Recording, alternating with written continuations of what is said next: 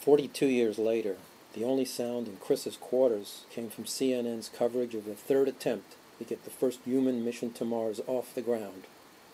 Tess Elliott, his wife, clung to him tightly, so tightly the rise and fall of his breathing was impeded.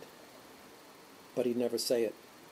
He wanted the suffocating closeness as much as she did, for they may never be this close again. She looked hard in his eyes, imploring him to promise this wouldn't be their last few moments together, yet knowing they might be. There could be another slip, but Tess sensed there wouldn't be. The moment she feared was at hand, one she'd share with only a handful of human beings. My husband is going to Mars. How do I handle that? What do I say? She looked at him in that way of hers, suspecting he had something to say, knowing it. What was it? This is no time for secrets. I've just been thinking about Ed, that's all, he said.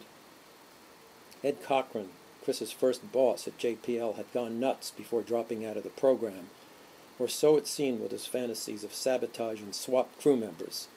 Chris flashed back to Ed's gravelly voice, barking at him the day they first met decades ago. You might think Mars is the hottest thing you can do, son, but know this. You could spend a lifetime waiting for a mission and it might never happen. Then Ed proceeded to tell him all about Viking and what happened. How its creators had pondered the question for years. Can life exist on another world? Would it be like our own or different beyond conception? Could tests be designed to search for such life? Could the tests be controlled from 200 million miles away? What would one test for? Where would one look? Viking's 3 tests for life were ingenious and imaginative, taking a decade of effort to design and create. But as Ed Cochran and his team waited for their answers, they were uneasy. More than anything, they feared the false positive, the test that would say yes when the answer was really no. Because reputations were at stake, they decided to make life the explanation of last resort, not the norm. That was good science. That was the right thing to do. But science is one thing, dreams and egos are another. Vance Oyama had been the first to hear back after Viking landed. His experiment, based on the fact that all living things use oxygen and give off water vapor, had sealed his cup of soil in Viking's incubator, drenched it with nutrients, and looked for changes. Suddenly, without warning, a line spiked. A burst of oxygen. It was a positive response, and he'd been astonished. Gil Levin, the president of a small environmental firm who'd stopped his life for Viking, heard next. His labeled release test was based on the premise that living things give off carbon dioxide after digesting food. The food in his experiment was a watery soup laced with radioactive carbon, and shortly thereafter Viking's Geiger counter went off and didn't stop for 9 hours. It was measuring carbon dioxide, and Levin watched incredulously as the curve precisely matched that for life.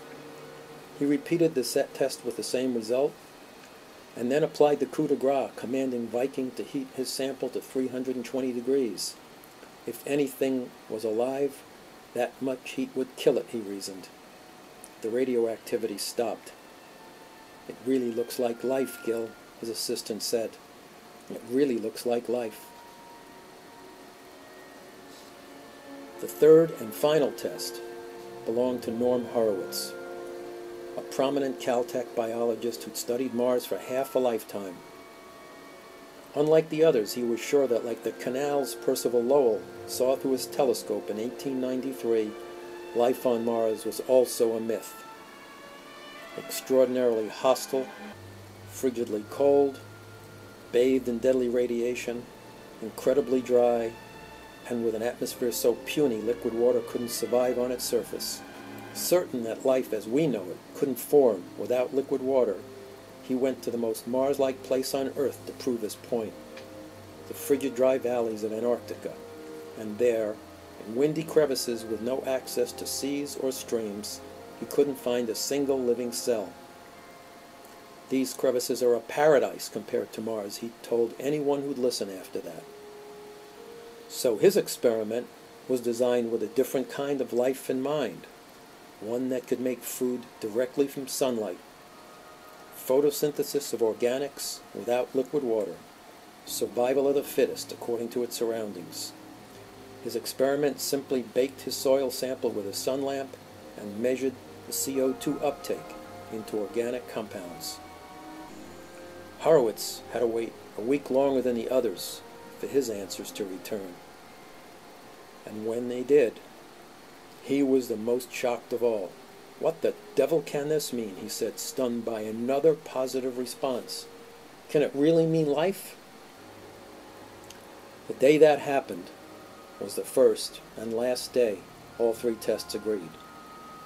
Repeats yielded drastically different results, and when Viking 2 touched down on Utopia Planitia a month after Viking 1, it only multiplied the confusion.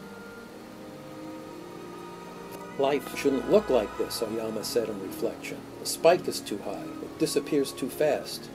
Horowitz concurred, blaming tricks of chemistry. But Gil Levin stuck to his guns. His results never changed. The arguments turned nasty. "Your experiment is perfect," Ed heard Horowitz snap at Levin, "but it was designed to detect life on Earth, not Mars. You're suffering from the delusion of a Mars with liquid water." "I resent that," Levin shot back. "If it's true, why did I get a positive response from a sample taken under a rock? Why did it stop when I put on the heat?" "There were no organics," Horowitz countered. "You ignored the mass spectrometer data. With no organics, there can't be life, and you know it." "Yes, that instrument was never meant to look for life, and you know it," Levin shot back. "You ignore facts," Horowitz sneered. "You've disgraced me. You've disgraced science. And you've abandoned the scientific method." Levin held back, finally losing his calm. Eyes locked and inches apart, the two men were about to jump each other until Ed Cochran jumped in himself, yelling, "This is enough. This has gone far enough." But it really hadn't. The room grew deathly silent because what everyone feared most had reared its ugly head. The specter of the false positive that tore unity and consensus asunder. "Nothing will stop it now," Cochran thought to himself that moment. "Nothing will ever stop it."